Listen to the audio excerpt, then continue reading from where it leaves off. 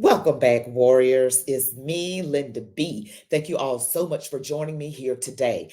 So, today I wanted to share a video. It's a couple of years old, but it is with Dr.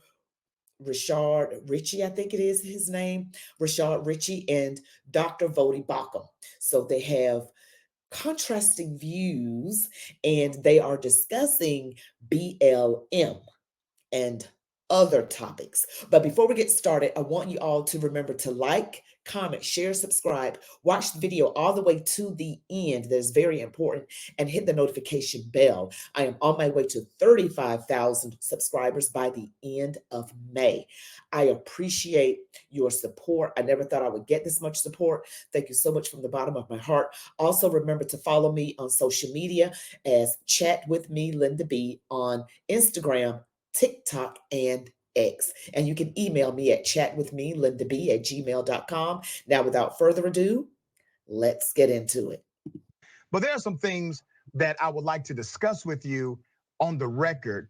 Let's start with the social justice movement. I believe that church should be a place that expresses and transforms policy because of its value system. What are your thoughts about the Black Lives Matter movement? Wow, well, that's two very different things. The Black Lives Matter movement is very anti-church. It's very anti-Christian. It's a Marxist organization that was started explicitly as a Marxist organization that had openly anti-family and openly anti-Christian sentiments. Those sentiments had to be removed from their website because people found out about them. So if you're asking me about faith and Black Lives Matter, I would say that the two are mutually exclusive, especially from a Christian perspective. Okay, let me put it to you this way, because I think what you're doing is connecting an organizational structure to the movement structure. And here's where I bring them back together. There's a movement to emphasize Black lives. And that doesn't mean those individuals are part of the organization Black Lives Matter. And there are some definite positives that Black Lives Matter. They've been able to work and negotiate with various governments around the country. You mean in order to enrich themselves personally? Well, let's go ahead and get into it, brother, since you posed the question. In Minneapolis, it was actually Black Lives Matter, the organization, who brought the attention to the murder of George Floyd. Actually, not only the video that did that. Well, sir, they remember, didn't do that. The video did that. There was no need for them to do it because the video brother, was give out me there. a moment, brother. If I was a guest on your show, sir, I would be respectful. We only have a certain amount of time. Not only did they bring in the organizers to help with the creation of protests and rallies and marches, they also negotiated with officials, including the mayor of Minneapolis.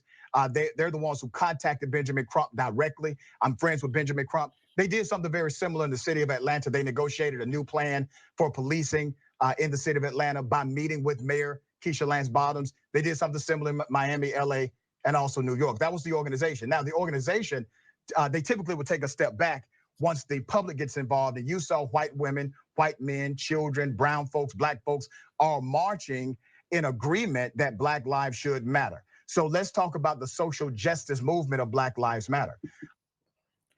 Of course, all lives matter. Okay, all lives matter. I wanted to show you all this video because someone had mentioned Pastor Voddie Baucham in the comments, and I wanted to just, share this with you all. But BLM, Black Lives Matter, is an organization that clearly is rooted in the opposite of Christian theology. The sentiment, Black Lives Matter, of course they do, but all lives matter. And the organization itself, I know he mentioned some things, some supposedly good things that the organization did, but I fail to be able to recognize any. I know that they personally enriched themselves. You all should see the documentary with Candace Owens, and it's called Black Lives Matter: The Greatest Lie Ever Sold. The greatest lie ever sold, Black Lives Matter. But how you know something is good is how it turns out. There was chaos and mayhem going on in all these cities where they supposedly were protesting, and none of the money went to those communities, but they got rich themselves. So they played people, you know, played people during their time of greatest grief and didn't do anything. You know, they put it out there that Black Lives Matter, but Black Lives Matter didn't even matter to them. You know, Black lives didn't matter to them. No one's life mattered to them. And I don't, you know, I'm getting really sick and tired of this identity by color thing, but I really don't get into it too much, but sometimes I say things and I don't want you all to think that I'm just focusing on race or anything like that. But in certain topics, it's a little hard to not say it when you're talking about BLM itself. But we're going to see what else he has to say. But I'm not a fan of Dr. Richey because I'm going to be honest. I did another video with him. He seems like one of those race baiters like Reverend Al Sharpton. I'm just not a fan, but I do like Voddie Baucham. I do like Pastor Voddie Baucham. If Jesus was here, do you think he would say Black Lives Matter? Well, if Jesus was here, he would say lives matter. I know, for example, if Jesus was here, he would say that the Black lives that are being obliterated in the womb matter. And as a Christian, I believe that lives matter from the moment of conception all the way to their moment of natural death. Okay. And so I'm absolutely committed to lives mattering. But I will not be held captive by an organization that has used that terminology in order to back people into a corner and cause them to live with this cognitive dissonance between the organization that, again, is antithetical to biblical Christianity, and the idea that people, regardless of who they are and where they come from, matter. I'm a Christian. I believe people are made in the image of God and have inherent dignity, worth, and value. Let me go to a statement you made about Jesus would say all lives matter. You know, I got to say something right now. Yeah, he just schooled you, bruh. As they say, you got schooled. Yes, you did. Voddie Baucham schooled you, Dr. Richey. Mm-hmm. Pick your face up off the floor and glue it back on. Remember the parable of the sheep, brother? Actually, I said Jesus would say lives matter. Do you remember the parable of the sheep? If I listen, you corrected me earlier for interrupting you. I'm going to correct you now for misquoting me. I said Brother, Jesus said lives. okay, that's fine. That's a distinction that doesn't make a difference. My question to you was, would he say Black Lives Matter? And you did not agree that he would say Black Lives Matter. That was the genesis of my question. So my second question to you is, do you remember the parable of the sheep? Yes. You're a theologian. Yes. In that parable, Jesus talks about walking 100 sheep, and then one goes astray. The parable goes that the 99 are stopped and attention or emphasis is placed only on the one. While we know through just a sense of humanity that all of the sheep technically matter, it's the sheep that has been put in this ditch that the shepherd stops everything, pauses everything to pay attention to that one.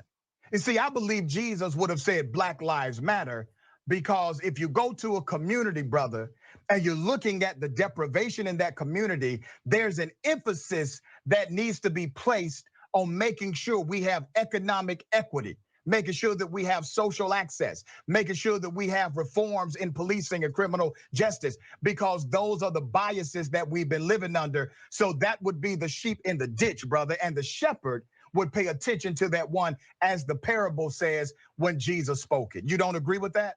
Not at all, because you completely misused that text. The parable is one of three parables that were told together: the lost sheep, the lost coin, and the lost son. The emphasis there is on the fact that the Pharisees did not celebrate when individuals came to faith in Christ. So you absolutely obliterated the meaning of that text. The other thing is this. I don't believe that Black wait a minute. You said I are obliterated. essentially. Wait a minute, Doc. You said I obliterated the meaning of the text. So you get to finish, but I don't. Well, I don't have unlimited time with you, brother, and I can't let you just blow me all the time. And so you made an accusation. And you made an accusation. You made one, you wouldn't let me get in. I'm saying you misused text, and you won't let me, your guest. Well, go ahead and tell me how I misused text after you finished. Go ahead and tell me. Got to be quick though, brother. How did I misuse the text? You misuse the text because you allegorized the text in order to pour your meaning into it, when Jesus very clearly used that text in order to say something very specific. You don't get to change what he meant by that. What was the specifics of the text? The specifics of the text were to rebuke the Pharisees because they were not celebrating when people came to faith in Christ. It didn't have anything to do with economic equity. The economic Let me equity. give you my understanding of the text. The talents makes it clear that Jesus was not about economic equity. Brother, if he listen was, to me, brother. Allow me. Okay, I got you. I understand. You've noted your rebuttal on the record. Taking the one talent. Got you, Doc. I got 3 minutes with you, brother. So here's my understanding of the text. The text not only was talking about those who are Pharisees, which will be the religious government structure of that time, but the text was also about the judgment that individuals had toward people or toward those who were coming into a new understanding of who God was and who God is to them. Because the Pharisees were judgmental to the believer. Because I don't have unlimited time, let me ask you about the social movement Black Lives Matter again. Do you think the social movement of Black Lives Matter is a bad thing? Or do you think it's a good thing? No, I think it's a bad thing. I think Tell me why. Number one, I think it's dividing people. Let me go back to what you said earlier. But people are already divided, brother. Can I again, are we going to be equitable since you're about equity? Can we be equitable in the way that we communicate with one another? I got 1 minute, man. Go ahead, Doc. So what I'm saying is, by the way, I love this. Yeah, it's good. What I'm saying is that if you go to those cities that you mentioned, yes, BLM got involved in Minneapolis and Atlanta, and the crime rate skyrocketed specifically because of the things that they got involved in. All right, that's you have what's called this Ferguson effect. It's absolutely true. Anybody can go and look at this at the crime records before BLM got involved and after. Okay, all right, I got to come to a close. My producer's giving me the rap sign.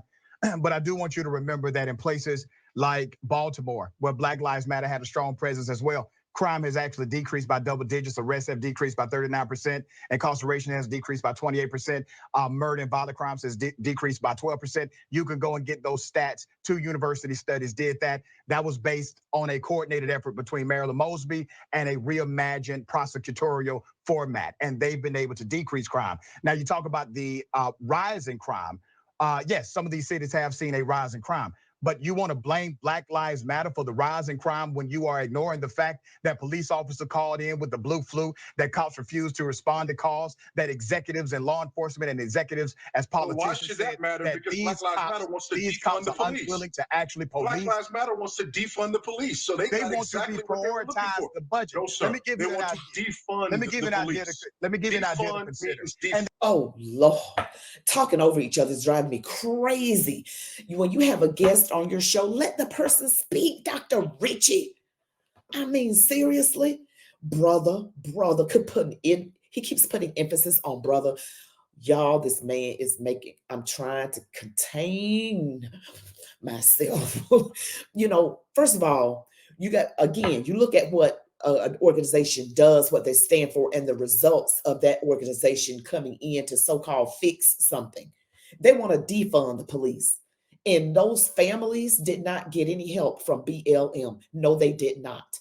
I did another video, and the families of the people that were unfortunately lost in these unfortunate, tragic events called BLM out and say that they didn't receive any help that they were promised. Call them out. Yes, they did. So if BLM is so great, then how come they did the families that they were acting like they were going to try and help? They didn't help those families. And yes, those families called them out. Answer me that, anybody who is pro BLM who happens to be watching. And just because stats say that in Baltimore, he gave one city where the stats supposedly for crime went down, if they were even reported. Because in a lot of hoods throughout America, things don't get reported because they've got this thing they live by, this code. It's called snitches get stitches. So it's crime. Oh, it's been some crime, a lot, but it doesn't get reported. And crime, the stats only go by what's reported. Of course, we all know that, those of us who think with our brains. Yes, that's right. But I hate when people get cut off. I try not to pause too much, but you better try. nuts, y'all. And they should be It's funded. a And radical Marxist idea that but think goes to the heart what you're of saying. the. Okay, I got to wrap, but think about what you're saying. Places like Ithaca, New York, 51% of the 911 calls did not even require a cop. They required a social worker. So Ithaca, New York decided to respond to their community and start hiring mental health social workers to respond to 911 calls because that is what the community said we actually need. But before I let you go, brother, you go around the entire world, literally the whole planet, and you preach what you call to be true. Oof. The race baiting. I hate it. I hate it. So anyway, yeah. So that's what I wanted to share with you all, and hopefully you got something out of it. It's a lot of talking over each other. I'm not a fan of Dr. Richey, but I like to show videos of opposing viewpoints. Dr. Voddie Baucham, he's a pastor. He presents the view that I have, which is all lives matter, which is you don't want to say things that are divisive. And I separate myself, from being around people that are divisive a lot because it's not doing me any good spiritually, personally. And you all, sometimes you have people like that in your family, but we need to focus on unity as Americans. We need to focus on unification, not division. We're not going to always agree 100%. We're not, but don't throw the baby out with the bathwater just because there's a couple of things you may not agree with me on. You may not agree with some of the topics I choose to put out here. I don't always agree with what people are saying in these videos. I don't. I definitely don't agree with anything Dr. Richey said, the one with the glasses. I don't know. I don't agree with him. The one with the glasses, the host of the show, no, no, no, absolutely not. Do not agree at all. I agree with Dr. Voddie Baucham, the one with the beard. Okay, that's who I agree with. And I've listened to Dr. Voddie Baucham a lot of times while I'm working out, and he was saying good things about Donald Trump, and I was like, what? Why does he saying good things about him? And then, over time I became healed of the TDS that I suffered from, Trump derangement syndrome, but I digress. But anyway, I just want to present things that are out there that you all may not know about, and you can probably follow Dr. Voddie Baucham. And again, you're not going to agree with everything he says, nor with everything I say, but we should focus on the things that we do agree on. But I just wanted to share that with you. Some good debate, some contentious debate. It's a couple of years old, but I thought it might be a video that you would get something out of. That's why I chose to share it. But don't forget to like, comment, share, subscribe to the channel. Always remember to hit the notification bell. Follow me on social media. You all be blessed. And as I always say, march on, warriors.